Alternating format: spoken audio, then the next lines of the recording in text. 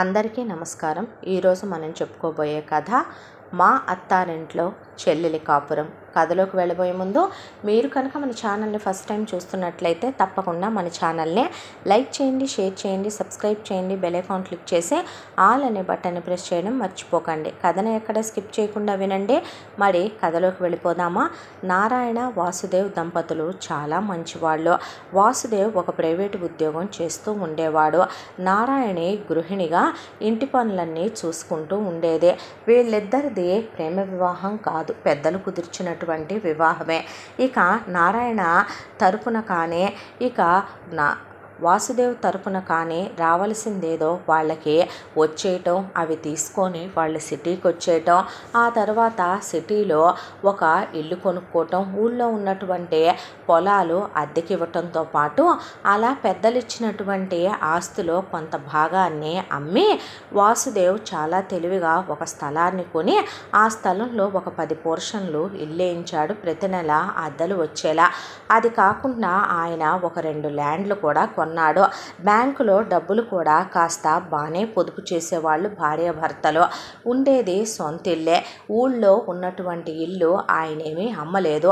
ఆ ఇల్లు కూడా ఊళ్ళో ఎవరో బ్యాంకు కోసం కావాలి అని అడిగితే దాన్ని కూడా అద్దెకిచ్చాడు. అలా వీళ్ళది సెటిల్డ్ ఫ్యామిలీ అనే చెప్పుకోవాలి.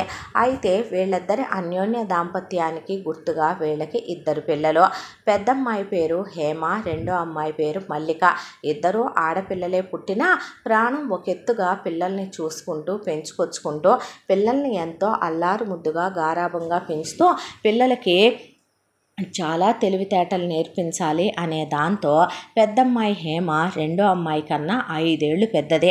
కాబట్టి అమ్మా నాన్నలు దగ్గరికి తీసి ప్రతి ఒక్కటి ఇది మంచి ఇది చెడు ఇలా ఉండాలని పెద్ద పిల్లకి 10 ఏళ్ల వయసు వచ్చేపాటికే వాసుదేవ్ తీసుకెళ్ళి వెంట పెట్టుకొని నారాయణి వెంట పెట్టుకొని కూరగాయలు కొనటం దగ్గర నుంచి సరుకులు కొనటం దాకా, దాంతోపాటు పిల్లకి ఒకవైపు నుంచి ఎక్కడెక్కడ ఏదేది డబ్బులు బ్యాంకులో ఏటీఎం ఎలా డ్రా చేయాలి, ఎలా డబ్బులు డిపాజిట్ చేయాలి, బ్యాంకులో డబ్బులు ఎలా తీయాలి, అలాగే మనకి ఇక్కడ ఈ ఇల్లు ఉందమ్మా, అది మన సొంత ఇల్లు, దీని మీద ఇంత అద్దెలు వస్తాయి, ఇక్కడ మనకి స్థలాలు ఉన్నాయి, లీజులకు ఇచ్చాం, ఇంత వస్తాయి, ఊళ్ళో మనకు ఒక ఇల్లు ఉంది, దాన్ని బ్యాంకుకి అద్దెకి ఇచ్చాం, ఊళ్ళో పొలాలు ఉన్నాయి, వాటిని కౌలుకి ఇచ్చాం, ఇప్పుడు మనం ఉండేది సొంత ఇల్లు, మన ఇంటి ముందు ఉన్న కారు మన ఓన్ కారు, అది కాకుండా నీకు చెల్లెలకి అని చెప్పి చెరొక ఇంత బంగారం అని చేయించి బ్యాంకులో పెట్టి ఉంచింది అమ్మ. దాంతోపాటు వెండి ఇంతని కొని ఇలా భద్రపరిచాం తల్లి అని ప్రతి ఒక్కటి చెప్పుకుంటూ, పెద్ద పిల్లవు కాబట్టి నువ్వు బాధ్యతగా పెరిగి పెద్దవ్వాలమ్మా, చెల్లిని మా తర్వాత నువ్వే అన్నీ అయ్యి చూసుకోవాలమ్మా అని చెప్తూ మరీ పెంచుకొచ్చారు. ఇక ఇలా కాలచక్ర ప్రవాహంలో పిల్లలు పెరిగి పెద్దవుతూ పెద్దమ్మాయికి చిన్నమ్మాయికి, ఇక పెద్దమ్మాయికి 11వ సంవత్సరం ఉన్నప్పుడే ఓణీల ఫంక్షను, ఆ తర్వాత పెద్ద మనిషి ఫంక్షను అయిపోతే చిన్నమ్మాయికి 9వ ఏటనే ఓణీల ఫంక్షను కంప్లీట్ చేసేశారు. అయిపోయిన తర్వాత చిన్నపిల్లకి 10 ఏళ్ల వయసు ఉండే, పెద్దమ్మాయికి 15 వెళ్ళి 16 వచ్చినాయి. 10th క్లాస్ ఎగ్జామ్స్ రాసింది పెద్ద పిల్ల. చిన్నమ్మాయిది 5వ తరగతి అయిపోయింది, 6లో జాయిన్ చేయబోతున్నారు.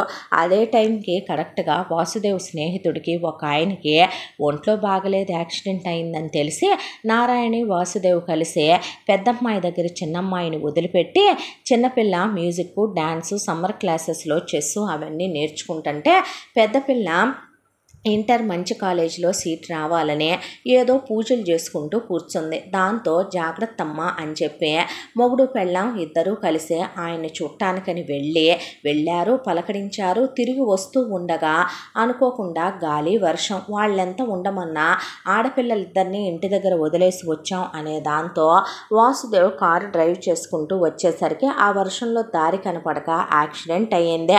యాక్సిడెంట్ అయ్యి ఆల్మోస్ట్ కొన ఊపిరితో ప్రాణాపాయ స్థితిలో ఆసుపత్రిలో చేర్చారు. ఆసుపత్రిలో చేర్చిన తర్వాత పెద్దమ్మాయి చిన్నమ్మాయి ఏడ్చుకుంటూ అక్కడికి వెళితే చిన్నపిల్లని పిలిచి పెద్దమ్మాయి చేతుల్లో చిన్నమ్మాయిని పెట్టి, చెల్లికి అమ్మవైనా నాన్నవైనా ఇక నుంచి అన్నీ నువ్వేనమ్మా, జాగ్రత్తగా చూసుకో, నీకు తెలివితేటలున్నాయి, నీ 10th క్లాస్ అయిపోయింది, ఎవరి మీద ఆధారపడకు, ఎవరిని జారనివ్వకు, డబ్బు చాలా చెడ్డదమ్మా, మనుషుల్ని ఎలాగైనా మార్చేసుద్ది, మీ జీవితాలని ఎటూ కాకుండా చేసేస్తారు, రాబందుల్లాగా మేమిద్దరం లేవని చాలామంది కమ్ముకోవటానికి రెడీగా ఉంటారు తల్లి, జాగ్రత్త అని మరి చెప్పి మరి అమ్మా నాన్న చిన్నపిల్లని పెద్దపిల్ల చేతుల్లో పెట్టి ప్రాణాలు వదిలేశారు. ఇక దాంతో చుట్టాలు బంధువులు అందరూ ఈగల్లాగా గుమిగూడి మొత్తానికి నారాయణి వాసుదేవ్ దంపతులది అంత్యక్రియలు కంప్లీట్ చేయించిన తర్వాత పిల్లల్ని మీ ఇద్దరు మాత్రమే ఎలా ఉంటారో, ఎంత డబ్బు, ఎంత సొమ్ము, ఎంత బంగారం, ఇంత వెండి పెట్టుకొని మీరింత అద్దెలు, ఒకవైపున కౌళ్ళు, ఒకవైపున బాగానే కూడేసిపోయాడుగా పోతూ పోతూ వాసుదేవు, ఇక వీటన్నింటినీ పెట్టుకొని మీరుండటం కష్టం, అది ఆడపిల్లలు ఎవడైనా రావచ్చు, అమ్మా బాబు లేడని తెలిస్తే ఎవడు మీద చెయ్యేస్తాడో, ఎవడు చెరుస్తాడో, పైగా నీ మీద ఇంకొక ఆడపిల్ల బాధ్యత, నీ చెల్లెల బాధ్యతనే పెట్టిపోయారు నీ అమ్మా బాబు, నువ్వే చిన్నదానివైతే నువ్వే హ్యాండిల్ చేయగలవని పెద్దమ్మాయిని బలహీనపరుస్తూ మాట్లాడారు. అయితే ఇక చుట్టాల్లో బంధువుల్లో ఎవరి పాటికి వాళ్ళు పడుకున్నాక వాళ్ళ దూరపు బంధువుల్లో వాసుదేవ్కి మేనత్త వరుస అయ్యే ఒక ఆవిడ పిల్లలకి బామ్ అవుతుంది. ఆవిడ పిల్లల దగ్గరకు వచ్చింది. వచ్చి పెద్దమ్మాయిని నిద్ర లేపింది. చూడమ్మా, నువ్వు ఎవరి దగ్గరికి వెళ్ళొద్దు, నాకు ఆరోగ్యం బాగోటలేదు, లేకపోతే నేనే తీసుకెళ్ళి పెట్టుకునేదాన్నే, అసలు మీ అమ్మా నాన్న పోయారనే విషయం నువ్వు మూడో కంటికి తెలియనివ్వద్దు, నీ చెల్లెల్ని స్కూల్లో చేర్చి ఫీజు కట్టి చదివించుకో, నువ్వు చదువుకో, ఒక మంచి అబ్బాయిని చూసి నువ్వు పెళ్లి చేసుకో, తర్వాత దానికి పెళ్లి చేయిస్తే ఒక ఇంటి దాన్ని చెయ్యమ్మా, అయినా మీ అమ్మా నాన్న ఎక్కడికి వెళ్ళరో, వాళ్ళు ఆత్మలుగా మీకు తోడు నీడగా మీ చుట్టూనే తిరుగుతూ ఉంటారు, మీరు ఎవరిని నమ్మి ఎవరి దగ్గరికి వెళ్ళినా ఇప్పుడు మీ ఆస్తినంతా కబళించేసి మిమ్మల్ని అనాథల్ని చేసి వదిలేస్తారు, ఎందుకంటే మీ నాన్న యావదాస్తి కూడా ఎవరి పేరు మీద రాయకుండా పోవటమే దీనికి కారణం, ఎవరిని నమ్మొద్దమ్మా, నువ్వు ఉండేది సొంతిల్లే కాబట్టి నువ్వు భయపడాల్సిన అవసరం ఏమీ లేదు, నువ్వు పుట్టి పెరిగిన ఇల్లే కాబట్టి ఇదే, చక్కగా నీ సొంత ఇంట్లో నువ్వు ఉండు, ధైర్యం నేర్చుకో, ఎదురు మాట్లాడటం నేర్చుకో, తెగింపు ఉండాలి ఆడపిల్లలో కూడా, ఎవరి కాళ్ళ కింద పడుండకూడదమ్మా, ఎవరికి కూడా అడుగులకి మడుగులొత్తకూడదు, ఇంటి దగ్గరికి వెళ్ళు, ఇంటద్దెలు వసూలు చేయి, ఆ తర్వాత ఊళ్ళో ఉన్న బ్యాంకులో అద్దెలు వసూలు చేయి, పొలం కౌలుదారులతో మాట్లాడి కౌలుకి ఇచ్చుకో, మీ నాన్న నీకు అవన్నీ నేర్పే ఉంచాడు కదా, బ్యాంకులో ఉన్న క్యాష్ ఎంతో, బ్యాంకు పుస్తకాలు జాగ్రత్త చేసుకో, బంగారం జాగ్రత్త చేయి, వెండి జాగ్రత్త చేయి, ఎవరిని చారనివ్వకో, ఎవరికి ఒక పూట విస్తర వేసి భోజనం పెట్టకో, ఎవరి మీద జాలి పడకో, ఎవరు చెప్పే మాయ మాటలు నమ్మకమ్మా అని ఆవిడ కూర్చోబెట్టి పిల్లకి బాగా రంగరిచ్చిపోయటం ఒకటే, చిన్నప్పటి నుంచి వాళ్ళ అమ్మా నాన్న నేర్పటం ఒకటే, చుట్టాలు అనుమానాస్పదంగా ఉండటం మరొకటి, దాంతో ఆ అమ్మాయి ఇక గుండెని గట్టి చేసుకుంది. పోయిన అమ్మా నాన్న ఎటు రారు తల్లి, ఉన్న చెల్లెల బాధ్యత అయితే కర్తవ్యం నీకు అప్పచెప్పినప్పుడు నువ్వు నెరవేర్చాలి కదమ్మా అని బామ్మ అన్న మాటలకి చుట్టాలు తెల్లాడేపాటికి పదండి పదండి అంటే, మేమెక్కడికి రాం, మా ఇంట్లో మేము ఉంటాం, మా గురించి మేము చూసుకోగలంలే కానీ మీ దారిన మీరు మీ పని చూసుకొని వెళ్ళిపోండి ఇక్కడి నుంచి అంటే, ఒళ్ళు పొగరెక్కిందా అని కొట్టడానికి మీదకి వస్తే పోలీస్ కేసు పెడతాను, అసలు నా మీద మీకేం హక్కు ఉంది కొట్టడానికి తిట్టడానికి, మా నాన్న ఇచ్చిన ఆస్తిపాస్తులు ఎక్కడెక్కడ ఉన్నాయో ఎంతెంత ఉన్నాయో నాకు బాగానే తెలుసులే కానీ అవి పెట్టి మా బతుకేదో మేము బతుకుతాము, మీరేమి మా మీద జాలిపడి మాకేం ముష్టేయాల్సిన అవసరం లేదు, మా మంచి చెడేమి మీరు పట్టించుకోవాల్సిన అవసరం లేదు, మీరేం మమ్మల్ని ఉద్ధరించాల్సిన అవసరం లేదు, ఇక్కడి నుంచి మీరు దయచేస్తే మంచిది అని పెద్దమ్మాయి ఎదురు తిరిగిపోయి చిన్నమ్మాయి పెద్దమ్మాయి వెనకాల దాక్కొని ఆ తర్వాత చుట్టాలందరూ పెద్ద పిల్లని కటికి తిట్లు తిడుతూ శాపనార్థాలు పెడుతూ ఇక అక్కడి నుంచి పోలీసులు కేసులు లాయర్లు అంది కాబట్టి దీన్ని ఇంగ్లీష్ మీడియాల్లో వేసి చదివిచ్చాడు ఆడు పోతూ పోతూ, దాంతోనే దీనికి అతివాదపు తెలివితేటలు పుట్టినయ్యి, దీని ముట్టెపొగరు అనిసేవాళ్ళు లేక ఇలా బలిసి కొట్టుకుంటుంది ఇదని నానా మాటలు అని అక్కడి నుంచి వెళ్ళిపోయారు.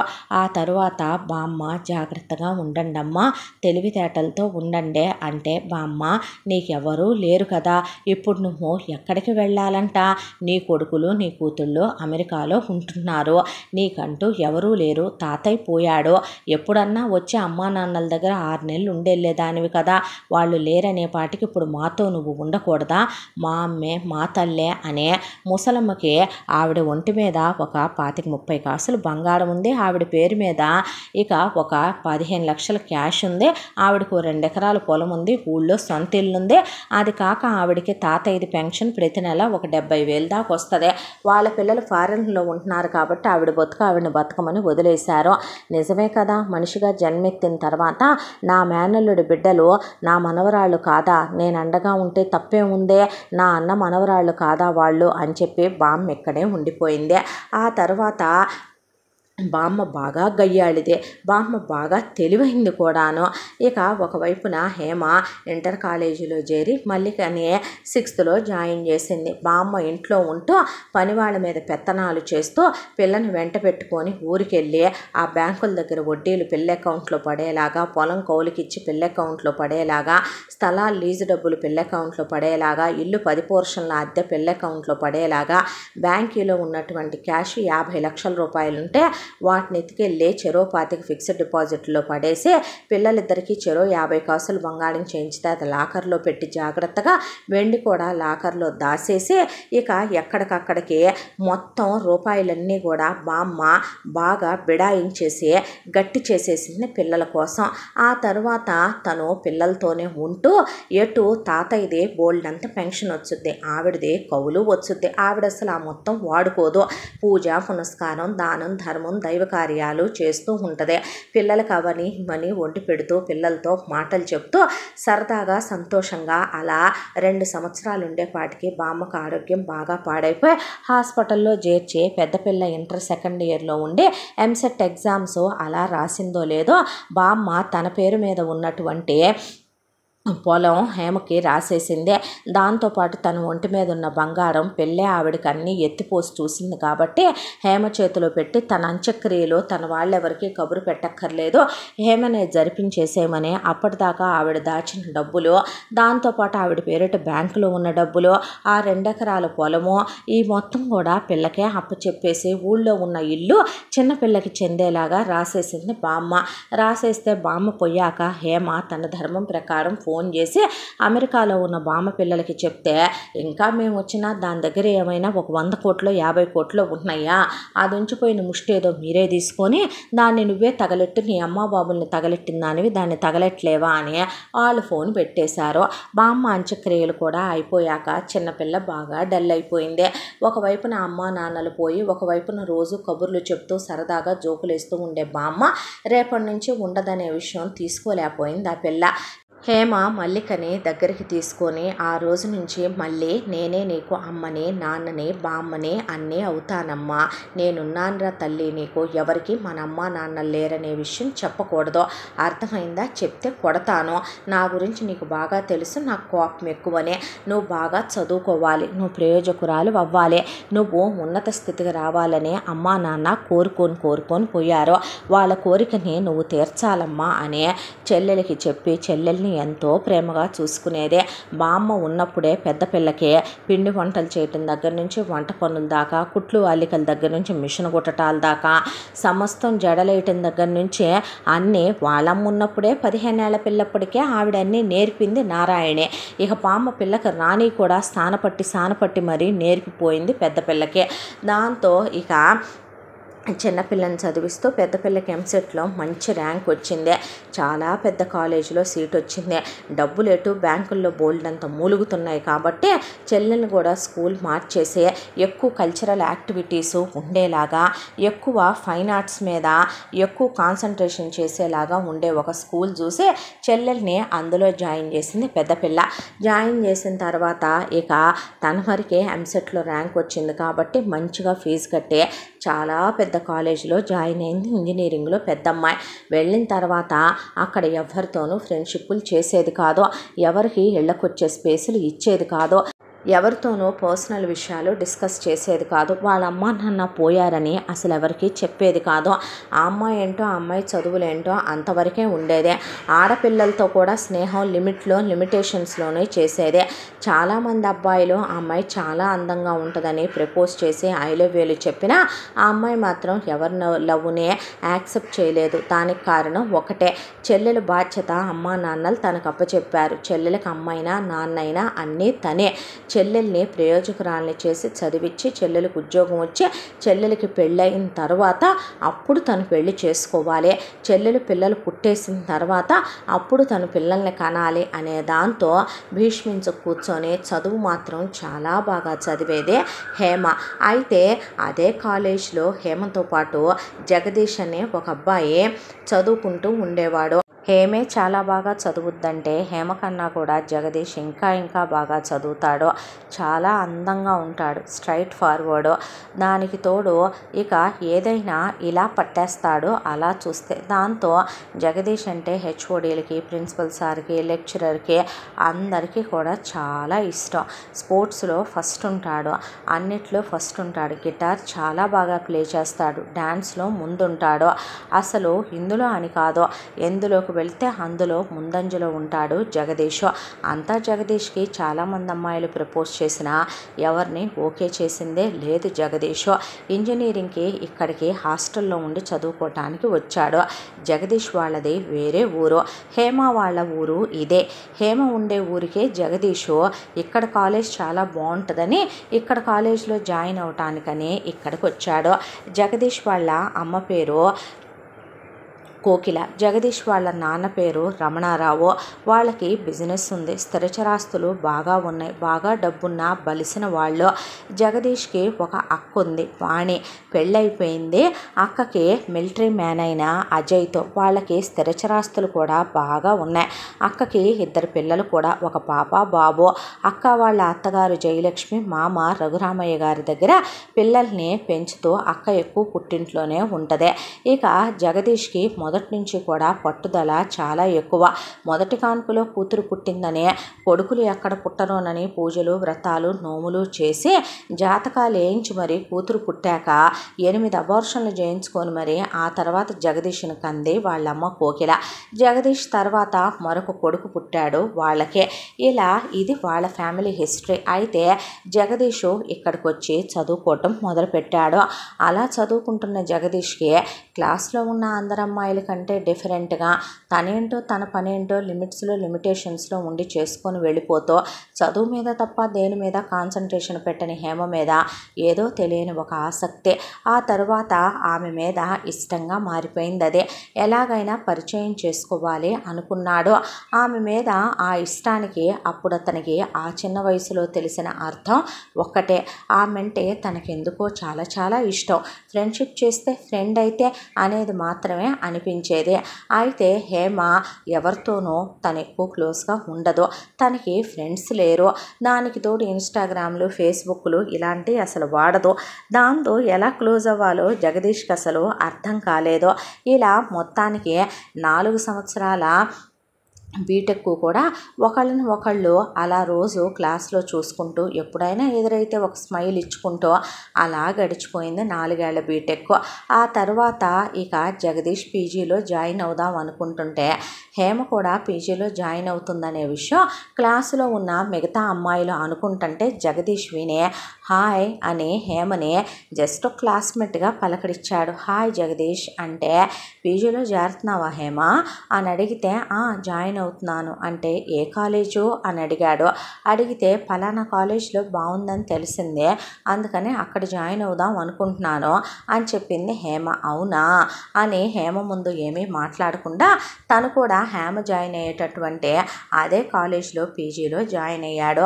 ఆ తర్వాత సేమ్ క్లాస్మేట్ కూడా అయ్యాడు. ఆ తర్వాత అప్పటి వరకు 4 ఏళ్లలో లేనిదే ఇద్దరి మధ్య ఒక మంచి పరిచయం. ఆ పరిచయం చాలా మంచి స్నేహం అయింది. ఇద్దరి ఇద్దరి మధ్య చాలా క్లోజ్ అయ్యారు, బెస్టెస్ట్ ఫ్రెండ్ అయ్యారు. ఇద్దరు ఇక చాలా విషయాలు స్నేహంగా మాట్లాడుకునేవాళ్ళు. అంత దాంట్లో కూడా జగదీష్ మీ అమ్మ ఏం చేస్తారు, మీ నాన్న ఏం చేస్తారంటే హేమ ఎప్పుడు మాట దాటేసేదే. నీకెంతమంది సిబ్లింగ్స్ అంటే ఎప్పుడు మాట దాటేసేదే. నన్ను ఎందుకు ఎప్పుడు మీ ఇంటికి తీసుకెళ్ళావు అంటే, ఏముంది మా ఇంటికి రావడానికి, ఇప్పుడు మనం ఇక్కడ మాట్లాడుకోవటం లేదా ఏంటి అనేసేది. ఒకవేళ ఇంట్లో పేరెంట్స్ తిట్టేమో అందుకే తీసుకెళ్ళదేమో, సిబ్లింగ్స్ లేరేమో, ఓన్లీ డాటర్ ఏమో, వాళ్ళు ఊడుకోరేమో, అందుకే తనంత లిమిటేషన్స్లో ఉంటుందేమో అని జగదీష్ అనుకోవటం మొదలుపెట్టాడు. అలా మొత్తానికి పీజీ అయిపోయేపాటికి జగదీష్కి తెలిసిన విషయం ఏంటంటే హేమ అంటే తనకి పంచ ప్రాణాలనే, హేమని తను లవ్ చేస్తున్నాడనే, ప్రాణం ఒక ఎత్తుగా ఆమెను ప్రేమిస్తున్నాడనే, ఆమె లేనిదే తను బ్రతకలేడని, ఆమె లేనిదే తను ఉండలేడని, ఆమె సహచర్యంలో తను ఈ ప్రపంచాన్నే మర్చిపోయేంత ఆనందంగా ఉంటున్నాడని. నిజంగానే హేమ చాలా మంచిదే, చాలా స్ట్రైట్ ఫార్వర్డ్.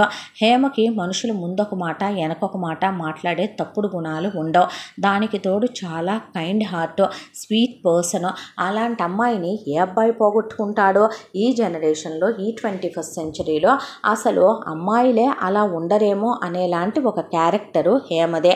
అలాంటి మంచి అమ్మాయిని ఎందుకు పోగొట్టుకోవాలి అనే దాంతో సరే ముందైతే హేమ వాళ్ళ ఇంటికి సాంప్రదాయబద్ధంగానే వెళ్ళి వాళ్ళ అమ్మా నాన్నని తీసుకొని పిల్లనిమ్మనమని అడగాలంటే ముందు తన అమ్మా నాన్నలకే ఆ విషయం చెప్పాలి అనే దాంతో ఫైనల్ ఎగ్జామ్స్ అయిపోయిన తర్వాత హేమకి వీడ్కోలు చెప్పి త్వరలోనే వచ్చి నిన్ను కలుస్తాను అని చెప్తే అందే. అన్న తర్వాత హేమ మాత్రం జాబ్కి క్యాంపస్ ప్లేస్మెంట్లో అప్లై చేయలే. ఎందుకని అని అడిగాడు జగదీష్.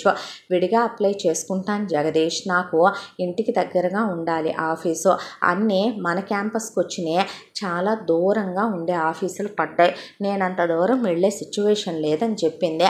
జగదీష్కి అసలు ఎటు వాళ్ళ నాన్న రమణారావుది బిజినెస్ ఉంది కాబట్టి తనకి జాబ్ చేయాల్సిన అవసరం లేదు, కాబట్టి ఆ బిజినెస్ తను చూసుకోవాలనే దాంతో జగదీష్ అప్లై చేయలేదు. అయితే ఇంటికి వెళ్ళాడు జగదీష్.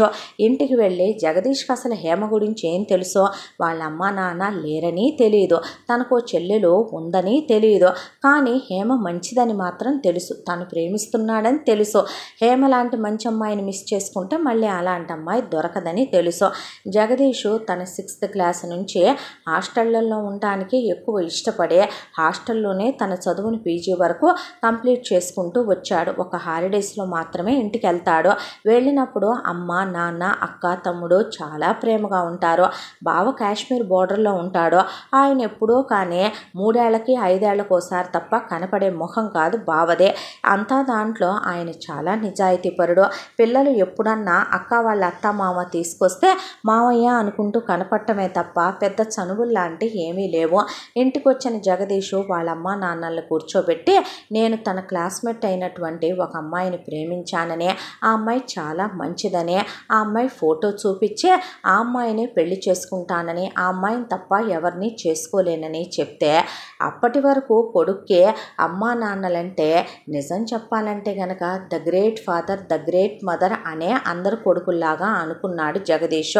అయితే వాళ్ళ అమ్మా నాన్నల్లో రంగులు మారిపోయినాయి. జగదీష్ ప్రేమ వివాహం అనగానే దాని కులమేంటన్నారు, దాని అమ్మ ఎవరన్నారు, దాని బాబు ఎవరన్నారు, వాళ్ళు ఏం చేస్తారన్నారు, నీకు మందు జల్లింది అన్నారు, మత్తు పెట్టింది అన్నారు, అది నిన్ను వల్లో వేసుకుంది అన్నారు, మేము కోటీశ్వర్ల సంబంధాలు చూసి నీకు పెళ్లి చేద్దాం అనుకుంటే ఈ ప్రేమలేంటన్నారు, కావాలంటే దాన్ని ఉంచుకోమని, మేము ఆల్రెడీ ఒక సంబంధం చూసుంచాము నీకు, ఆ అమ్మాయి కోటీశ్వర్ల పిల్ల, ఆ అమ్మాయిని చేసుకుంటే బిజినెస్ పరంగా కూడా మనకి కలిసి వస్తుంది, వాళ్ళ నాన్నకి ఆ అమ్మాయి ఒక్కటే కూతురు, అల్లుడే కొడుకు కొడుకే అల్లుడని వాళ్ళు అనుకుంటున్నారు, బిజినెస్ మొత్తం నీ పరం చేస్తారు వాళ్ళు, దీన్ని చేసుకుంటే నీకేమొస్తుంది, అసలు దానికి ఏముంది, దాని పుట్టుపూర్వత్రాలేంటి, అసలు ఈ ప్రేమలేంటి, ఈ వ్యవహారాలేంటి, నువ్వేంటి, ఆ పెద్ద పెద్ద మాటలేంటి, ఎన్ని వ్రతాలు నోములు పూజలు చేసి నిన్ను కన్నామో నీకు తెలుసా, ఎవతో గద్దల్లే వచ్చి తన్నుకుపోతుంటే చూస్తూ ఊరుకుంటాం అనుకుంటున్నావా, దాన్ని ప్రాణాలతో ఉంచాం, నిన్ను ప్రాణాలతో ఉంచాం,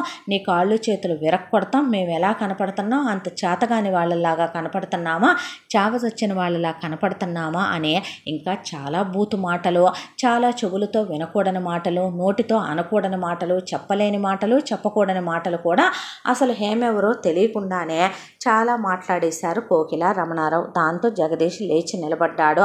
తన గదిలోకి వెళ్ళాడు. బ్యాక్ సర్దుకున్నాడు. కిందకు వచ్చాడు. తన ఇంపార్టెంట్ థింగ్స్ అన్నీ కూడా ఆ బ్యాగ్లో పెట్టేసుకున్నాడు. పెట్టుకున్న తర్వాత అమ్మా నాన్నలుగా మీకు చెప్పాలి అనుకున్నాను, చెప్పాను. కానీ మీరు మనుషులు కాదు పశువులని, పశువుల్ని కూడా మించిపోయి మృగాలుగా తయారయ్యారని, ఎన్నాళ్ళు మేకవన్న పులుల్లా నాతో నటించారని, మీకు కావలసింది చీప్ డబ్బేనని, మీకు మనుషులకి మనసులకి విలువివ్వటం తెలియదని నాకు అర్థమైందని, నేను మేజర్నని పిచ్చి పిచ్చి వెధవేషాలు వేస్తే నేను ఎంత దూరం వెళ్ళటానికైనా తెగిస్తానని మీకు బాగా తెలుసనే, చిన్నప్పటి నుంచి నేను ఏదనుకుంటే అదే నాకు దక్కి తీరాలనే, నేను కోరుకున్న అమ్మాయి నా భార్య అయినప్పుడు నా లైఫ్లో సంతోషం ఉంటుంది. నువ్వు ఇవ్వనన్నావు ఆస్తి నాకు, నీ ఆస్తి నాకు వెంట్రుకతో సమానం, నాకు అక్కర్లేదు. నీ చిల్లులు నీ గవ్వలు నీ దగ్గరే ఉంచుకో. ఈ రోజుతో మీరు నాకు సచ్చారు. ఈ రోజుతో నేను ఈ గడప దాటుతున్నాను. మళ్ళీ లైఫ్లో బ్రతికుండగా నేను ఈ గడప తొక్కను. మీరు ఆ అమ్మాయి ఎవరో తెలియకుండానే అన్ని మాటలు అన్నారంటే, ఒకవేళ నేను వాళ్ళ అమ్మా నాన్నలతో మాట్లాడి ఒప్పించి ఆ అమ్మాయిని పెళ్లి చేసుకొని తీసుకొచ్చినా ఇక్కడ తను సుఖంగా ఉండదు. మీరు తన్ని ఉండనివ్వరు. తనకి సుఖం లేని చోట, విలువలేని చోట నేనుండలేను. నేను ఒక అమ్మాయిని ప్రేమించాను అంటే నేను తనకు అన్నీ కావాలి, తను నాకు అన్నీ కావాలి అనుకునే వ్యక్తిని నేను. అలాంటిదే మీలాంటి మృగాల మధ్యకి అలాంటి అమాయకురాలైన లేగదూడ లాంటి లేడిపిల్ల లాంటి అమ్మాయిని తీసుకొచ్చి నేను బలి చెయ్యలేను. నేను ఇందాక నుంచి చెప్పేది మీరు అసలు చెవులో పెట్టుకొని వినాలని కూడా అనుకోలేదు. మీ వరకు మీరు నాకు పెళ్లి సంబంధం చూసేశానని, పెళ్లి సంబంధం చూడటానికి నాన్నకి ఎంత ఉందని క్యాలిక్యులేట్ చేసుకొని నువ్వు, నీకెంత ఉందని క్యాలిక్యులేట్ చేసుకొని నాన్న చేసుకునేలాంటి మనీ మ్యారేజ్ కాదు నాదే. నాకు చిన్నప్పటి నుంచి మీకు బాగా తెలుసు, నేను ఏదైనా అనుకున్నానంటే అది చేసే తీరతాను అని. మీరు ఇంకా ఎక్స్ట్రాలు ఏమన్నా చెయ్యాలనుకుంటే నేను పోలీస్ కేసు పెడతా. నా గురించి మీకు బాగా తెలుసు, నేను ఎంత దూరమైనా వెళ్తా. అవసరమైతే మిమ్మల్ని నరికేసైనా సరే నేను ఏమైనా చేయగలను. మీ బిజినెస్లు మీ ఆస్తులు మీతోనే ఉంచుకోండి. నా కాళ్ళ మీద నేను ఆధారపడి బ్రతకగలను. ఇప్పటిదాకా నువ్వు చదివిన చదువు కూడా మా భిక్షేరా? అవునా? నేను కనమంటేనే మీరు కన్నారా? మీ ఇద్దరికి కాము వచ్చి గదిలోకి వెళ్ళి కన్నారని నేనంటే దానికి మీ సమాధానం ఏంటి? కన్నప్పుడు పిల్లలకు మంచి భవిష్యత్తు తీయటం, చదువు చెప్పించడం, వాళ్ళకి సంస్కారం విలువలు నేర్పించడం, ఆ తర్వాత ఆస్తుల్లో వాటాలు పెట్టడం తల్లిదండ్రులుగా మీ ధర్మాలు. ఇంకెప్పుడు ఏ అమ్మా నాన్నలు ఆ మాట అనకూడదేమో, పిల్లలతో ఇలా మాట్లాడకూడదేమో. తన గురించి తన మంచితనం గురించి మీకేం తెలుసు? నువ్వు చెప్తున్న ఏ బిజినెస్ ఫ్రెండ్ కూతురైతే అంటున్నావో నువ్వు, అది నాకు ఆల్రెడీ 6th నుంచి 10th వరకు హాస్టల్లో క్లాస్మేట్. నాకు తెలియదేమీ కాదు. అది 6th నుంచి 10th వరకే దాదాపు ఒక 200-300 మంది అబ్బాయిల్ని బాయ్ ఫ్రెండ్స్గా మార్చింది. రేపొద్దున దాన్ని నేను పెళ్లి చేసుకొని నేను వచ్చేసరికి ఇంటి గుమ్మం ముందు ఎన్ని జతల చెప్పులున్నాయా అని, పుట్టిన పిల్లల్లో ఎవడి పోలికలు ఉన్నాయా అని చూసుకుంటూ బ్రతికే బ్రతుకు నాకు అక్కర్లేదు. నా భార్య నాకు మాత్రమే భార్యగా ఉండాలి. నా పెళ్ళాం ఒంటి మీద నేను మాత్రమే చెయ్యాలి అనుకునే అక్కడ దాకా వస్తే నేను స్వార్థపరుణ్ణే, అక్కడ దాకా వస్తే నేను అందరి మగాళ్ళు లాంటి వాడినే, అక్కడ దాకా వస్తే నేను పొసెసివ్ బాయ్ ఫ్రెండ్నే, హస్బెండ్నే. మీ వరకే మీరు ఇలా ఉండటమే కరెక్టు, నేను అలా ఉండటమే కరెక్ట్. అమ్మా నాన్నలకి ఎదురు చెప్తావేంట్రా? కొట్టేవాళ్ళు లేక వయసులో పెద్దదాన్ని కదా అని చెప్పి ఏం చేసినా ఊరుకుంటాను అనుకుంటే పళ్ళు రాలిపోతాయి కొడితే. అసలు ఎప్పుడు చూసినా బావని పెళ్లి చేసుకున్నావు, కాశ్మీర్ వెళ్ళిపోయాడు, పిల్లల్ని గంటావు, 5 ఏళ్లకోసారి 3 ఏళ్లకోసారి వస్తాడు బావ, మీ అత్తమామల దగ్గర పిల్లల్ని పడేసావు, ఎప్పుడు చూసినా సిగ్గు లేకుండా పుట్టింటిని పట్టుకొని వేలాడే నువ్వు కూడా చెప్పేదానివేనా? అది కాదన్నా అంటే దవడ పగిలిపోద్దురా నువ్వు నాకు అడ్వైస్ చేయాలనుకుంటే అనే తమ్ముడిని నీకన్నా పెద్దోడిని నేనని గుర్తుపెట్టుకొని అక్కడి నుంచి జగదీషు ఇక వెళ్ళిపోతే నువ్వు సచ్చామనుకుంటాం మేము అన్నాడు రమణారావు. నువ్వు అనుకునేదేంటి? నేనే నువ్వు పోయావనుకొని వెళతంటే ఇదిగో అన్నదానం చేయించుకో అనే జేబులో ఉన్న డబ్బుల్లో ఒక 5,000 అక్కడ పడేసి నువ్వు పోయానని సంతర్పణ పెట్టించుకోరే పొద్దున అనేసి అక్కడి నుంచి వెళ్ళిపోయాడు. వెళ్ళిపోయిన తర్వాత నా కడుపులో చిచ్చు పెట్టింది, అది నాశనం అయిపోద్ది, అది ఊడ్చుకుపోద్ది, అదేం బాగుపడుద్ది, అసలు దాన్ని ఎవరితోనో ప్రేమించానంటే చిన్నప్పటి నుంచి వీడిని హాస్టల్లో వేయటం తప్పైపోయింది, వీడు ఎక్కడ చదువుకుంటానంటే అక్కడ చదివించడం తప్పైపోయింది, వీడి మీద ఒక కన్నేయకుండా వీడి మీద డిటెక్టివ్లు పెట్టకుండా ఉండటం మన తప్పైపోయింది, మగపిల్లాడే కదా అని చెప్పి ఫ్రీడమ్ ఇవ్వటం మన తప్పైపోయిందని ఇక 1కి 10 సార్లు తిట్టుకొని శాపనార్థాలు పెట్టుకొని వెళ్ళనివ్వవే వెళ్తున్నాడు, వెళ్తే 4 రోజులు బులపాటం ఉంటుంది, దాని మీద మోజు తీరిందాక దాంతో ఆ 4 రోజులు కులికిన తర్వాత లగ్జరీలు కావాలనిపిస్తాయి, కార్లు కావాలనిపిస్తాయి, ఏసీలు కావాలనిపిస్తాయి, అమ్మా నాన్న కావాలనిపిస్తుంది, డబ్బులు కావాలనిపిస్తాయి, బిజినెస్ కావాలనిపిస్తుంది, పేరు ప్రతిష్టలు కావాలనిపిస్తాయి, సొసైటీలో తనకంటూ ఒక క్యాడర్ కావాలనిపిస్తాయి, చచ్చినట్టు వాడే వస్తాడు మన కాళ్ళ దగ్గరికి, నువ్వు టెన్షన్ పడొద్దని రమణారావు కోకిలకి సరిచేసి చెప్తే నాన్న అన్నమాట కూడా నిజమే కదమ్మా అనేసింది కూతురు. ఆ తర్వాత డైరెక్ట్గా జగదీషు ఇక్కడి నుంచి ఫ్లైట్ ఎక్కేసి హేమ వాళ్ళ ఊళ్ళో దిగాడు. చూస్తే బయట గాలి వర్షం, ఆ గాలి వర్షంలోనే వెళ్ళి హేమ వాళ్ళ ఇంటి బెల్లు కొట్టాడు. అప్పుడే చెల్లెల కోసమని ఏదో వంట చేస్తోంది హేమ. చేస్తుంటే వచ్చి డోర్ ఓపెన్ చేస్తే ఎదురుగా జగదీష్. లోపల రావచ్చా అనే చలికి వణికిపోతున్నాడు. రారా అనే బ్యాగ్ తీసుకొని పక్కకు పెట్టి హేమ గబా వెళ్ళి టవల్ తీసుకొచ్చిచ్చి ఆ టవల్ పెట్టి ముందు తల తుడుచుకో అన్న తర్వాత ఏమైందిరా ఏంటి ఇలా వచ్చావు అని అడిగింది. అడిగేసరికి కొంచెం ఎవరు తను అని అడిగాడు. మా చెల్లి అని చెప్తే ఓ నీకు సిస్టర్ ఉందా అన్న తర్వాత ఇఫ్ యూ డోంట్ మైండ్ నువ్వు కొంచెం లోపలికి వెళ్ళి డోర్ వేసుకోవా అన్న తర్వాత వెళ్ళవే లోపలికి అంది హేమ. మల్లిక లోపలికి వెళ్ళిపోయింది. వెళ్ళిపోయిన తర్వాత మెల్లిగా చెవు పెట్టి బయట ఏం జరుగుతోందా అని చెప్పి వింటుంటే ఇక జగదీషు మీ అమ్మా నాన్నలేరి పడుకున్నారా బయటికి వెళ్ళారా అని అడిగితే వాళ్ళెప్పుడు ఎక్కడుంటారో ఏంటనేది నాకు తెలుసులే కానీ వాళ్ళతో ఏం పని నీకు, నేను ఒక ముఖ్యమైన విషయం వాళ్ళతో మాట్లాడాలి అంటూ ఉండగా ఉండు అని తుమ్మటం మొదలుపెట్టాడు జగదీష్. ఒక్క నిమిషం ఉండు నేను ఇప్పుడే వస్తాను అని చెప్పి హేమ అలా లోపలికి వెళ్ళి రాసుకోవటానికి బాము అలాగే దానికి తోడు వేడివేడిగా తాగటానికి కాస్త సూపు చేసుకొని ఒక ట్రేలో పెట్టుకొని కాసిన మంచినీళ్ళు ఒక ట్యాబ్లెట్ కూడా జ్వరం రాకుండా పెట్టుకొని తీసుకొచ్చింది. హేమ అలా వెళ్ళిందో లేదో వాళ్ళ అమ్మ నాన్న ఫోటోల దగ్గర దీపాలు, ఫోటోలకి దండలు, ముఖాన బొట్టు పెట్టుంటం చూసి జననం మరణం అనే ఫోటోల మీద వేసుంటం చూసి జగదీష్ లేచి నిలబడిపోయి మీ పేరెంట్స్ లేరా, వాళ్ళు ఎక్కడికి వెళ్ళరు, ఎప్పుడు నాతోనే ఉంటారు, నా చుట్టూనే ఉంటారులే కానీ విషయం ఏంటో చెప్పు అని ముందు ట్యాబ్లెట్ వేసుకో ఈ సూప్ తాగు అన్నట్టు కాస్త ప్రశాంతంగా కూర్చో అన్న తర్వాత కూర్చున్నాడు. కూర్చొని హేమ ఫస్ట్ నుంచి కూడా ఎవరితో అటాచ్మెంట్లు పెంచుకోకపోవటం దాని వెనక ఉన్న కారణాలు అమ్మాయిలతో కూడా లిమిటేషన్లో ఉండటం, లిమిట్స్లో వాళ్ళని ఉంచటం, అప్పుడప్పుడు కూడా కనీసం వాళ్ళని ఇళ్ళకి తీసుకురాకపోవటం, వాళ్ళ ఇళ్ళకి తను వెళ్ళకపోవటం అన్నీ చూసి జగదీష్కి సిచ్యువేషన్ మొత్తం క్లియర్గా అర్థమైంది. అర్థమైన తర్వాత హేమని ఐ లవ్ యూ హేమ అన్నాడు. అంటే పిచ్చి పట్టిందా నీకు అన్న తర్వాత లేదు నేను నిన్ను ప్రాణానికి ప్రాణంగా నువ్వు బీటెక్లో జాయిన్ అయిన ఫస్ట్ డే నుంచి లవ్ చేస్తున్నా, మన 4 ఏళ్ళు బీటెక్లో నీకు ఆ విషయం చెప్పాలనుకున్నా కుదరలేదు, నీకోసమే పీజీ కాలేజీలో జాయిన్ అయ్యాను, ఆ తర్వాత నీకు మన పీజీ అయిపోయాక చెప్దామనుకున్నా, కాకపోతే నేను అలా చెప్పటం కన్నా సాంప్రదాయబద్ధంగా మా అమ్మ నాన్ననే తీసుకురావాలనుకున్నా, మా ఫ్యామిలీ ఇది, మా నాన్న ఇది, మా అమ్మ ఇది, మా అక్కిది, మా బావిది, మా అక్కకున్న పిల్లలు ఇది, మా తమ్ముడిది అని చెప్పిన తర్వాత వాళ్ళ ఫ్యామిలీ ఫొటోస్ మొత్తం చూపించాడు. చూపించిన తర్వాత మరి చెప్పావా అంది హేమ. వెళ్ళి చెప్పాను, ఇలా అన్నారు, నేను ఇలా అని వచ్చానంటే పిచ్చి మాటలు మాట్లాడకు, ఈ ప్రేమలు పెళ్ళిళ్ళు ఇవన్నీ వర్కౌట్ అవ్వవులే కానీ ఒక విషయం చెప్పమంటావా, ఏదో కోపంలో ఉడుకుమొత్తనంలో మాట్లాడి వచ్చినట్టున్నావు, 4 రోజులాగా ఆలోచిస్తే వాళ్ళన్నదే నీకు కరెక్ట్ అనిపిస్తుంది, అమ్మా నాన్న లేని అనాథలం మేము, అన్నీ నేనే అయ్యి నా చెల్లెల్ని పెంచి పెద్ద చేసుకుంటూ వచ్చాను, రేపు దాని పెళ్ళి రెస్పాన్సిబిలిటీస్ నా మీద ఉన్నాయి, దాని పెళ్ళయ్యేంత వరకు నేను పెళ్లి చేసుకోకూడదు, దాని పిల్లలు పుట్టేంత వరకు నేను పిల్లల్నే కనకూడదు అనుకొని డిసైడ్ అయిపోయి ఉన్నాను, జాబ్కి అప్లై చేద్దాం అనుకుంటున్నాను ఇవాళ రేపట్లో, ఇదిగో ఈ ఆఫీసులో వేకెన్సీస్ ఉన్నాయని తెలిసి ఇందాకే చూసి పక్కన పెట్టుకున్నాను, అక్కడ అప్లై చేస్తే లైఫ్ సెక్యూరిటీ ఉండే మంచి జాబ్ వస్తుందని చెప్పి చాలామంది చెప్పగా విన్నాను, నేను బాగానే చదువుతానుగా నీ అంత కాకపోయినా నాకు ఉద్యోగం వస్తుందనే చిన్న ఆశ, అందాక గుడికి కూడా వెళ్ళొచ్చాను ఆ విషయం గురించే. ఒక విషయం చెప్పమంటావా? ప్రేమించటానికి ఇద్దరు మనుషులు చాలు, పెళ్లి చేసుకోవటానికి 4 గోడల మధ్య సెక్స్ కూడా భార్యాభర్తలు ఇద్దరు మనుషులు చాలు.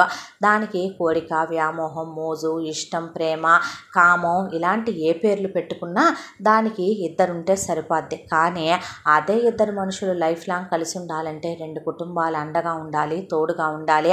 మా వాడికి మాకు మా అమ్మ నాన్న లేరు, నా అనేవాళ్ళు చుట్టాలు బంధువులు ఎవరూ లేరు నా వైపున. నేనే రాజు, నేనే మంత్రి, నేనే బంటు అయ్యి నా సంసారాన్ని నెట్టుకు రావటం నేను అలవాటు చేసేసుకున్నాను. మొండితనం, పెద్దరికం అనే కిరీటాలు పెట్టుకొని నేను తిరుగుతున్నాను. నేనెటు అనాథనని, నాకెవరూ లేరని, నా చెల్లెలు ఆ బాధపడకూడదని దానికి నేను అన్నీ అయ్యాను.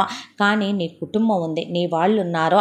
నా కోసమని నువ్వు అందరినీ వదిలేసుకొని వచ్చినా, ఈరోజు అది కరెక్ట్ అనిపించినా రేపొద్దున ఒకనాటికి నీకు అది రిగ్రెట్గా అనిపిస్తుంది. ఏదో ఒక రాత్రి నువ్వు నేను కలిసి భోంచేసేటప్పుడు తినే ఏ కూరో మీ అమ్మ వండిందనో, లేకపోతే అలా టీవీ చూస్తున్నప్పుడు ఏ ప్రోగ్రాము మీ నాన్నకి ఇష్టమనో, లేదా ఇంకేదో మెమరీ వచ్చినప్పుడు నువ్వు మీ తమ్ముడు అలా ఉండేవాళ్ళనో, నువ్వు మీ అక్క ఇలా ఉండేవాళ్ళనో నీ జ్ఞాపకం వచ్చే వాళ్ళందరూ నా వల్లే దూరం అయ్యారని, నన్ను ప్రేమించడం వల్లే దూరం అయ్యారని, నేనే నీ వాళ్ళకి నిన్ను దూరం చేశానని, ఇదేటూ ఒక అనాథ దిక్కు దివాణం లేనిది నేను ఒక అనాథగా మిగిలిపోయాను దీన్ని చేసుకొని అని నువ్వంటే ఆ క్షణమే నా ప్రాణం పోద్దే.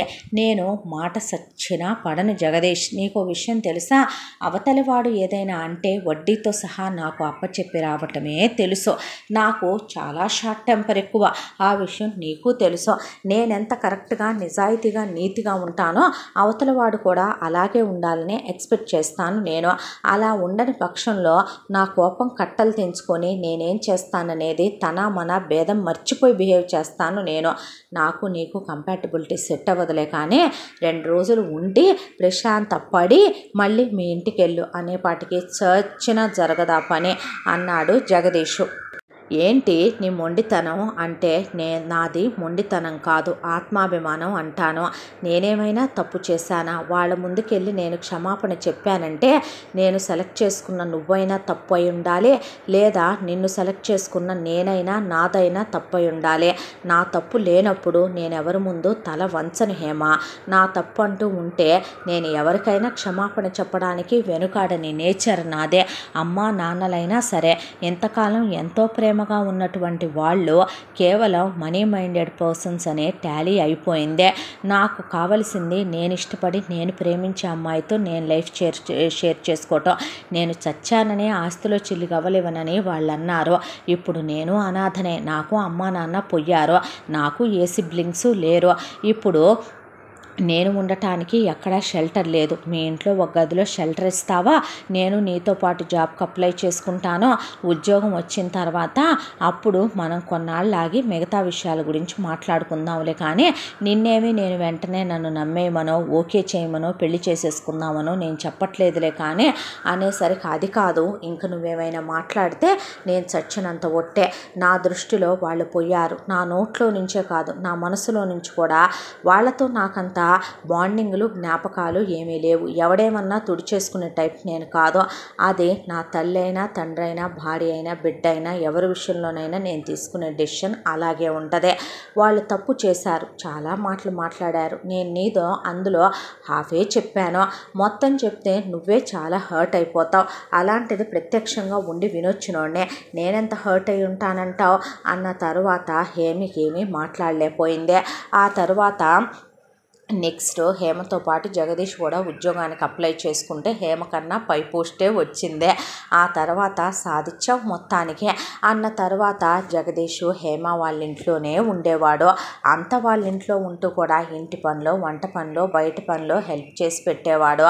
అదండి ఇదండి అని మల్లికంటే కూర్చోబెట్టి మల్లికని చదివిస్తూ, డౌట్స్ ఉంటే ఎక్స్ప్లెయిన్ చేస్తూ సొంత చెల్లెల్లా చూసుకునేవాడు తనకు కాబోయే మరదలనే దాంతో. ఇలా సంవత్సర కాలం గడిచిపోయింది. జగదీష్లో ఉన్నటువంటి ప్రతి ఇంచు బై ఇంచు గమనించింది హేమ. అమ్మా నాన్న లేరని ఒక వెకిలితనం లేదు, ఒక చనువు లేదు, అలుసు తీసుకోవటం లేదు. మీకు అసలు ఎంత ఉంది, ఏముంది, ఏం తింటున్నారు, ఎక్కడి నుంచి రాబడి వస్తుంది, నీ జీతం ఎంత, నీ చెల్లెల్ని ఏం పెట్టి చదివిస్తున్నావు, అసలు నేను చేసుకోవటం వల్ల ప్రాఫిట్ ఏంటి, లాస్ ఏంటి, ప్రోస్ ఏంటి, కాన్స్ ఏంటి అతను ఎప్పుడు క్యాలిక్యులేట్ చేసుకుంది లేదు. ఇలా 1 ఇయర్ తర్వాత అలాంటి మంచివాడిని మిస్ చేసుకోకూడదనిపించి హేమ అతని ప్రేమను ఒప్పుకుందే. నేను ఇలా ఇంట్లో ఉండటం కరెక్ట్ కాదురా, వయసులో ఉన్న ఆడపిల్లలు మీరిద్దరున్నప్పుడు పెళ్లి చేసుకుందామని గుళ్ళో పెళ్లి చేసుకొని రిజిస్టర్ మ్యారేజ్ చేసుకున్నారు. ఆ తర్వాత మల్లిక పక్క గదిలోనే ఉంటుంది కాబట్టి వీళ్ళు ఫిజికల్గా క్లోజ్ అయితే మల్లికకు లేనిపోయిన థాట్స్ కల్పించిన వాళ్ళు అవుతారని మల్లికని నిద్రపోయిన తర్వాత తన రూమ్ డోర్ లాగి ఆ తర్వాత వాళ్ళు ఇంటిమేట్ అయ్యేవాళ్ళు. పిల్లల్ని అప్పుడే కనకూడదని మల్లిక బాధ్యతలు కంప్లీట్ అయ్యాక పిల్లల్ని కందామని ఇద్దరు చెప్పుకున్నారు. జగదీషు చాలా ప్రేమగా చూసుకునేవాడు హేమనే, కాలు కింద పెట్టనివ్వడు. తనకేదన్నా కావాలన్నా కూడా శాలరీ కార్డు హేమకే ఇచ్చి హేమ దగ్గర నుంచి డబ్బులు అడిగి తీసుకొని కొనుక్కుంటాడు.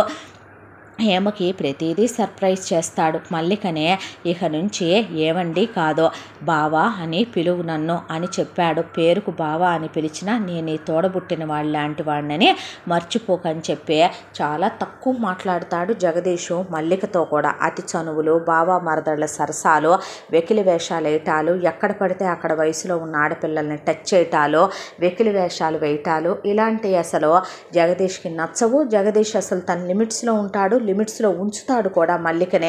ఒక రకంగా హేమ యావరేజ్గా ఉంటుంది, మల్లిక చాలా అందంగా ఉంటుంది. కానీ అసలు కన్ను తిప్పి కూడా మల్లిక వైపు జగదీష్కి చూసే అలవాట్లేదు.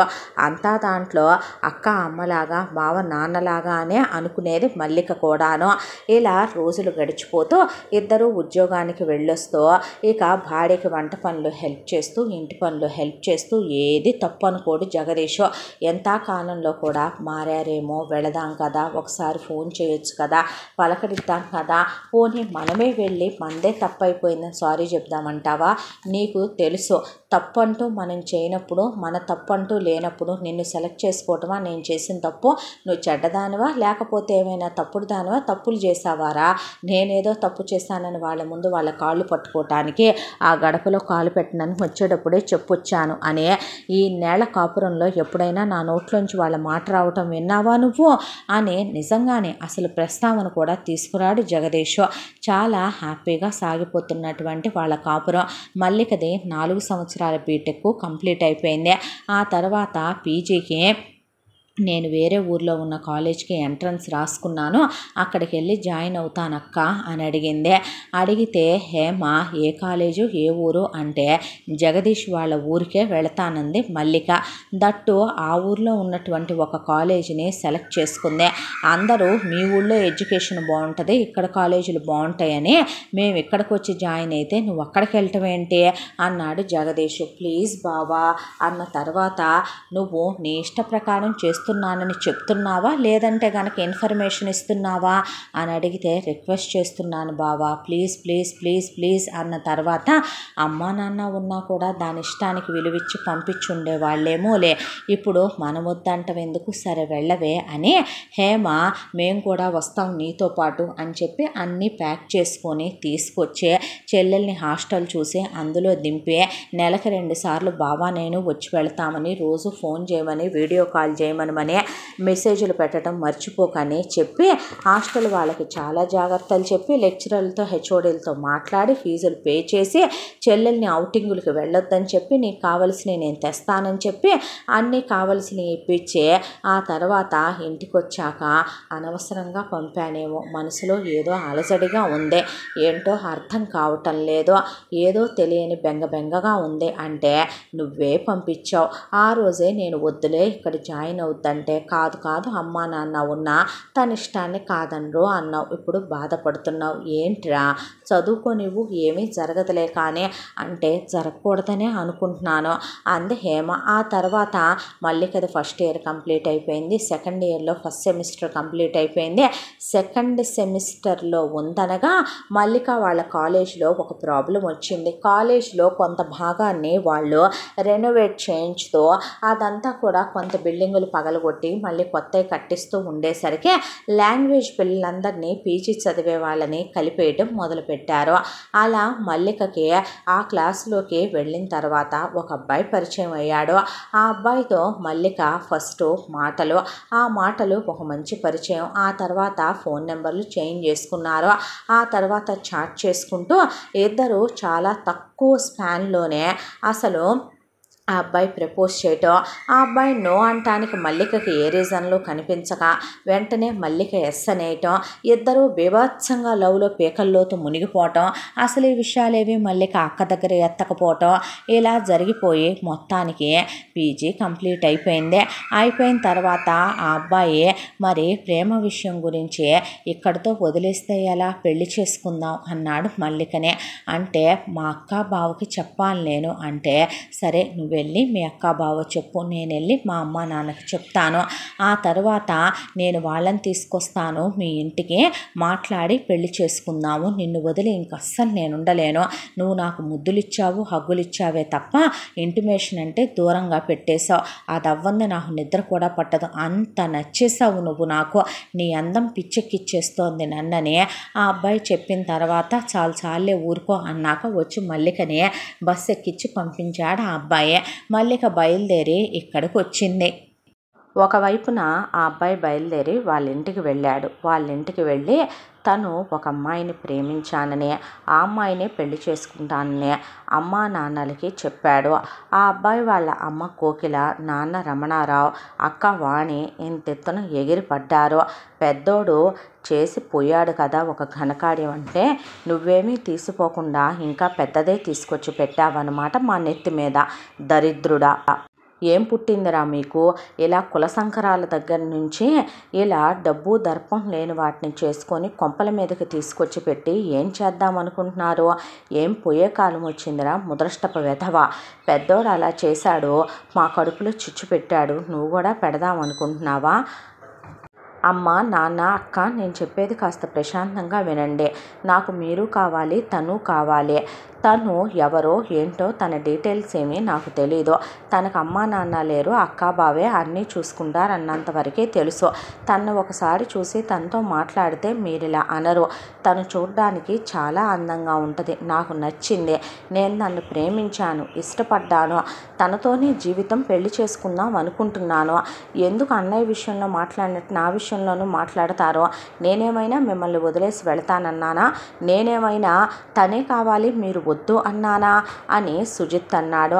అనేసరికి చూడు సుజిత్, నువ్వు 100 చెప్పు 1,00,000 చెప్పు, మేం మాత్రం చచ్చిన నిన్ను అడ్డమైన అలగా వాటికి ఇచ్చి పెళ్లి చేయడానికి రెడీగా లేవని కోకిల రమణారావు మాట్లాడేసరికి, ఎందుకమ్మా అలా వాదిస్తారు, తను చాలా మంచిదని చెప్తుంటే, తను అన్నయ్య ప్రేమించిన అమ్మాయిలాగా నన్ను మీ నుండి వేరు చేయాలనుకునే అమ్మాయి కాదని చెప్తుంటే వినిపించుకోరేంటి, దాని అమ్మెవర్రా, దాని బాబెవరు, దాని కులం ఏంటి, దాని గోత్రం ఏంటి, మన స్థాయికి మన స్తోమతకి మన స్టేటస్కి మన హోదాకి తగినట్టు ఎంత కట్న కానుకలు ఇస్తారు దాని ఇంటి వాళ్ళు, ఏంట్రా చెప్పు అనేపాటికి, అవన్నీ నాకు తెలియదు కానీ పెళ్లి చేసుకుంటావు, ఏంటంటే నీకు బాగా పెళ్లి వయసు వచ్చేసి ఒళ్ళు తిమ్మిరెక్కి కొట్టుకుంటున్నావు వెధవ, పెద్ద చిన్న లేకుండా మాకే ఎదురు సమాధానాలు చెప్తున్నావు, పెంచిన కన్న అమ్మా నాన్నలంటే తోడపుట్టిందంటే లెక్క లేకుండా ప్రవర్తిస్తున్నావు, పెద్దోడు ఇలా చేసే పోయాడు, నువ్వు కూడా అలాగే చేస్తూ ఉంటే ఊరుకుంటాం అనుకుంటున్నావు కావాలా, పదరా పద, ఏది దాని అక్కెవత్తే, ఇలా మగాళ్ళ మీదకి చెల్లెల్ని ఉసుగొలుపుతున్నా దాని అక్కెవరో, దాని అక్క తర్వాత ఎవడో దాని బావగాడు ఎంత ఇస్తాడో మాట్లాడి వ్యవహారం తేల్చుకుందాం పద, ఎందుకమ్మా ఇప్పుడు వాళ్ళింటి దగ్గరికి అనేపాటికి సుజిత్ని దవడలు పగలగొట్టి కారులో ఇసిరేశాడు రమణారావు. ఆ తర్వాత కోకిల వాణి రమణారావు కలిసి సుజిత్ని తీసుకొని ఇటు మల్లిక వాళ్ళ ఇంటి దగ్గరికి బయలుదేరారు. కరెక్ట్గా అదే టైంకి అక్కడ మల్లిక కూర్చోబెట్టి, హేమ జగదీషుల్ని నేను జాబ్ చేద్దామనుకుంటున్నావా అని హేమ అడిగితే, కాదక్క, నేను అంటే ఏంటా, నేను నీకోసమని పెళ్లి సంబంధాలని చూసి ఉంచాం. ఇదిగో చూడు, ఈ అబ్బాయి డాక్టరు, ఫ్యామిలీ చాలా మంచిది, అమ్మా నాన్నలకి 2 కొడుకులు, 2 డాక్టర్లే. బావ చాలా కష్టపడి వెతికాడు ఈ సంబంధం. చూడటానికి ఎంత బాగున్నాడో చూడు, ఎంత సంస్కారం ఉందో తెలుసా, కానీ కట్నం అక్కర్లేదు అన్నారు వాళ్ళు. నీ ఫోటో చూసి నిన్ను ఇష్టపడ్డారు. ఈ సంబంధం సంవత్సరం నుంచి నలుగుతోంది. వాళ్ళు నీ చదువైన దాకా ఆగుతామని ఇప్పుడు వచ్చారు. మన క్యాస్టే, దానికి తోడు అబ్బాయి చాలా మంచోడు. బావ పర్సనల్ ఎంక్వైరీ కూడా తీశాడు. అయితే హాస్పిటల్ లేతే ఇల్లు తప్ప మరో ప్రపంచం లేదు. అలా అని చూడటానికి చూడు ఒరియా హీరోలాగా ఎంత అందంగా ఉన్నాడో, ఆ కన్ను ముక్కు తీరు చక్కగా ఉన్నాడు అని హేమ చెప్పుకొస్తుంటే మల్లిక మౌనంగా తలొంచేసింది. జగదీష్ గమనిస్తూనే ఉన్నాడు. అలా కాకపోయినా బావ ఈ సంబంధం కూడా తెచ్చాడు చూడు. ఈ అబ్బాయి వాళ్ళకి ఎకాఎకిన 70 ఎకరాల పొలం ఉంది. అమ్మా నాన్నలకు ఒక్కడే కొడుకు. అబ్రాడ్ ఇవ్వటం నిన్ను ఇష్టం లేదమ్మా, అందుకనే ఇక్కడే ఇద్దాం అనుకుంటున్నాం. అబ్బాయిది వ్యాపారమే, వీళ్ళు కానీ కట్నం అడగల. నువ్వు బొమ్మలా ఉంటావని, నిన్ను నీ అందాన్ని చూసి చేసుకుంటాం, నీ మంచితనాన్ని, మా పెంపకాన్ని అని వచ్చారు. ఇక ఈ అబ్బాయి విషయం తెలుసా నీకు? ఈ అబ్బాయి ఎంటెక్ చేసి పెద్ద జాబ్లో ఉన్నాడమ్మా, సాఫ్ట్వేర్ సెక్టార్లో. వీళ్ళ ఫ్యామిలీ కూడా చాలా మంచిదని అలా వరుసగా వాళ్ళు ఫైనల్ చేసిన ఒక 10 సంబంధాలను చూపించి ఆ సంబంధాల గురించి సంతోషంగా ఆనందంగా ఎక్స్ప్లెయిన్ చేస్తూ కూర్చుంది హేమ. ఈలోపు జగదీష్, నువ్వు ఆగరా అన్నాడు హేమని. ఏమైంది జగదీష్ అంటే, ఆగు, నువ్వు చెప్పుకుంటూ వెళుతున్నావే తప్ప ఏదో దున్నపోతు మీద వాన కురిసినట్టో, ఏదో మీ అక్క చెవిటోడు ముందు శంఖం ఊదుతున్నట్టో, మీ అక్క ఏదో గోడకి చెప్తున్నట్టో నీలో ఏ స్పందనలు లేవు. ఎందుకని మల్లిక, ఏంటి విషయం, అసలు నువ్వేం చెప్పాలనుకున్నావు మాకు అని అడిగాడు జగదీష్. అదే బావా, నేను ఒక అబ్బాయిని ఇష్టపడ్డాను. ఏంటి అంది హేమ. అనేసరికి, నువ్వు ఆగరా, నేను దానికి అక్కను మాత్రమే కాదు అమ్మనే, నువ్వు బావవు మాత్రమే కాదు నాన్నవే. దానికోసమనే కదా నేను ఇప్పుడు దాకా అమ్మతనానికి కూడా దూరం అయ్యి అదే నా తొలిబిడ్డని పెంచుకొస్తుంటే ఎలాంటి పనులు చేయటం ఏంటి అంటే, నేను ఆగమన్నానా నేను అనేసరికి, ఎవడేవాడు, ఏ అనామకుడు అని అడిగింది హేమ.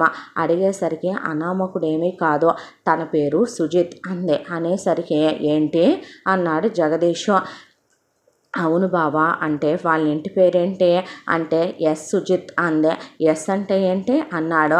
అనేపాటికి ఇంటి పేరు ఫుల్గా చెప్పింది. చెప్పిన తర్వాత వాళ్ళ అమ్మ పేరేంటి, వాళ్ళ నాన్న పేరేంటి అని అడిగితే, వాళ్ళ అమ్మ పేరు కోకిల, వాళ్ళ నాన్న పేరు రమణారావు, తనకు ఒక అక్క ఉంది వాణి, ఒక అన్నయ్య ఉండేవాడంట, లవ్ మ్యారేజ్ చేసుకొని ఇంట్లో నుంచి వెళ్ళిపోయాడంట అన్న తర్వాత, ఏదో ఒకసారి వాళ్ళ ఫొటోస్ చూపించు అన్న తర్వాత సుజిత్ ఫోటో చూపించింది.